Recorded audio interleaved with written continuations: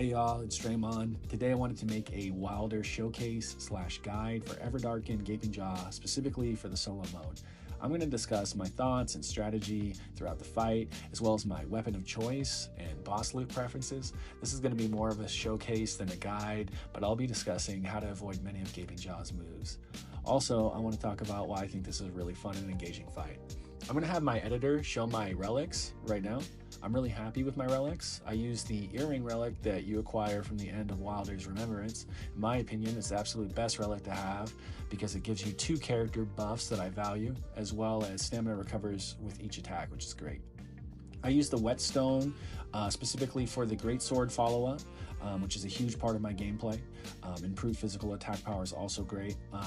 And recently I've become a huge believer in the Evergel buff. I'm using the relic you get from the collector signboard merchant, so that I start with a stone sword key as well. During this run, I complete 4 Evergels. Also, I got a boss reward, vigor increase 10%, and a damage negation of 12%, which are my absolute favorite boss rewards, and I highly encourage you to take those almost every single time. Lastly, in this fight, I intentionally go in with no poison weapons, and you'll see me do no poison damage. With all that said, let's get this going. All right, we're getting into the fight, and before the fight really gets going, I just want to say the Flamberge is my favorite greatsword for Wylder to have, being that it has inherent bleed on it. I try to get it every single time.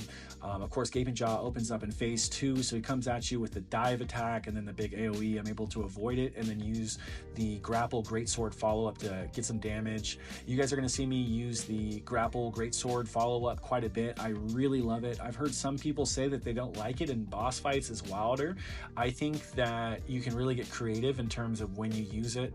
I'm a big fan of it. You're going to see me do it a lot. I like to do it as he runs away. I try to aim for the head, but we'll aim for the back if we need to. And I don't really like my punish window there, or I'm waiting for my grapple to come back. So we just wait for him. He comes over to us. We get another grapple follow-up.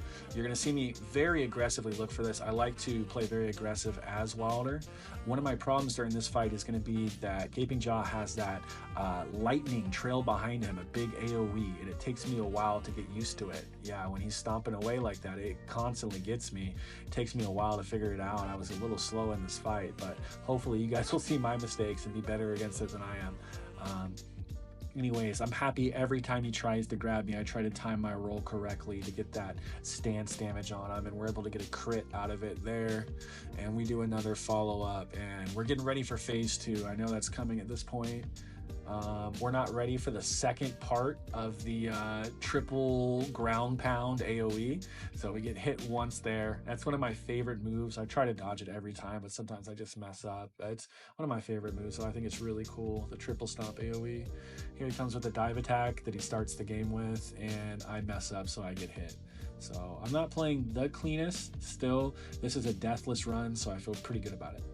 Anyways, greatsword follow-up. We're just maintaining that pressure on him, not letting him get away from us, not wasting time running to him. Also, we save stamina every time that we do the grapple follow-up. The cost on it is very low, or just like non-existent compared to surge sprinting or circle running. And here comes the tornado. One of the biggest challenges in this fight. I panic a little bit. I miss the closest spirit spring to me, and I run to the second closest one. So a little bit of a panic, but we are able to get in there. Unfortunately, it took me a while. I feel like if you get in there faster in some of my other attempts against him, I've gotten in there really quick, and he's in there chilling. There's like a little bit of cooldown, so you get to hit him. Unfortunately, it took me a little bit too long, so I didn't get much of a punish, but anyways, we're able to avoid a lot of his grabs by rolling at the last second, really testing my reactions. And we don't even have to attack there. We're just going to dodge the next attack. He goes into the tornado, or outside of the tornado rather.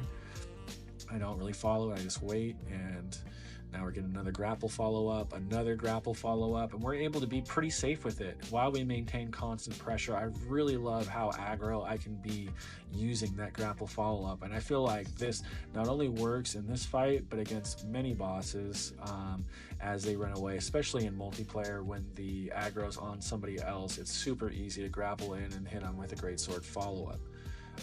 But yeah, he does the huge AoE. I'm able to time my roll right. Of course, you can jump there as well. does the roar attack, stuns me a little bit, but we maintain the pressure and we dodge that kind of head slash last second.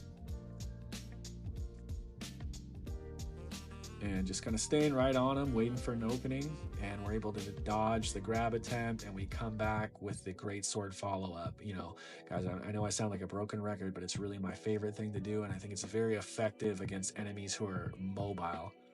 And we dodge the AoE all 3 times there, and the stomps. Decided to heal up a little bit, and we're ready to ult, which I think leads to a crit.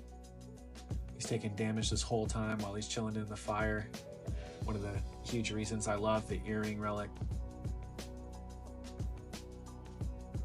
Now he's upset. He's getting ready to do his huge AoE. We're going to time the roll right when the jaw closes. And right there, I actually timed it wrong. So I was a little ahead of myself. Now we're looking out for the Spirit Spring.